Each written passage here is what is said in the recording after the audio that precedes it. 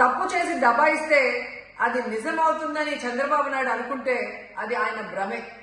జనాన్ని మాయ చేసినట్టు శ్రీవారిని మోసం చేయాలంటే కుదరదన్న విషయం చంద్రబాబు నాయుడు తెలుసుకోవాలి. నిన్న జగన్ గారు తన తిరుమల పర్యటన మీద స్పష్టంగా ప్రెస్ మీట్ పెట్టడం జరిగింది. అయినా దాన్ని ఒప్పుకోకుండా చంద్రబాబు నాయుడు తప్పుల మీద తప్పులు చేస్తూ మళ్లీ మాట్లాడతాడు.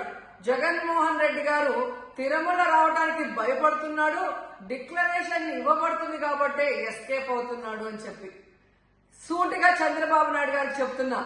చంద్రబాబు నాయుడు జగన్ గారి దమ్ము ధైర్యం గురించి రాష్ట్ర ప్రజలందరికీ బాగా తెలుసు.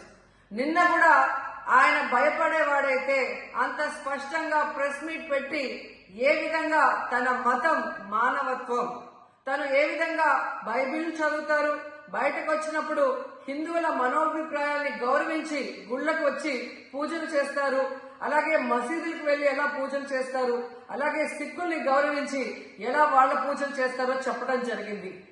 ఈ రోజు మీకు క్లియర్ గా తెలుసుకోవాల్సిన విషయం, మీకు దేవుడు అంటే భయం భక్తి లేదు కాబట్టి ఏంటనేది మీకు అర్థం కాదు. కానీ ఒక భక్తుడికి దేవుడి దగ్గరికి వెళ్ళాలి అన్నప్పుడు ప్రశాంతమైన వాతావరణంలో వెళ్ళాలనుకుంటాడు, ప్రశాంతంగా భగవంతుడిని పూజించాలని అనుకుంటాడు. కానీ ఈ రోజు మీరు జగన్మోహన్ రెడ్డి గారు తిరుమలకు వస్తారని అనౌన్స్ చేసిన దగ్గర నుంచి బీజేపీలో కొందరు, జనసేన, తెలుగుదేశం పార్టీ ఎలా అలజడి సృష్టిస్తున్నారో అందరూ కూడా గమనిస్తున్నారు. ఏ విధంగా అలిపిరి దగ్గర మేము అటాక్ చేస్తాం, అడ్డుకుంటామని చెప్పటం, అలాగే వైఎస్ఆర్ కాంగ్రెస్ పార్టీ నాయకులందరికీ, కార్యకర్తలందరికీ నోటీసులు ఇచ్చి జగన్మోహన్ రెడ్డి గారి పర్యటనకి పర్మిషన్ లేదు కాబట్టి ఎవరొచ్చినా అరెస్ట్ చేస్తామన్నట్టుగా భయభ్రాంతులకు మీరు ఎలా గురి చేశారు. అండ్ ఈరోజు కుల రాజకీయాలు చేసి రాష్ట్రాన్ని భ్రష్టు పట్టించడమే కాకుండా మత రాజకీయాలు కూడా మీరు ఎలా చేస్తున్నారో అందరూ కూడా గమనిస్తున్నారు.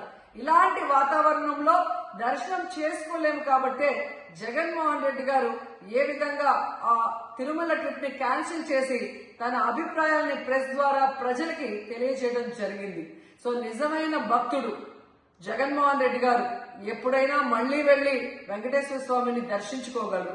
5 సంవత్సరాలు తన తండ్రి మరి ముఖ్యమంత్రిగా వెంకటేశ్వర స్వామికి పట్టు వస్త్రాలు ఇచ్చారు. జగన్మోహన్ రెడ్డి గారు 5 సంవత్సరాలు మరి పట్టు వస్త్రాలు ఇచ్చిన తర్వాత ఈ నీచమైన రాజకీయాలు చేస్తూ డిక్లరేషన్ పేరుతో మీరు మాట్లాడుతూ ఎవరు అడ్డుకున్నారు అని చెప్పి మళ్లీ దిగజారుడు రాజకీయాలు చేస్తున్నారు. సో భగవంతుడితో పెట్టుకున్న చంద్రబాబు నాయుడు నీతో పాటు ఆడిస్తే ఆడే వాళ్ళందరికీ కూడా భగవంతుడు గట్టిగా సమాధానం చెప్తాడు.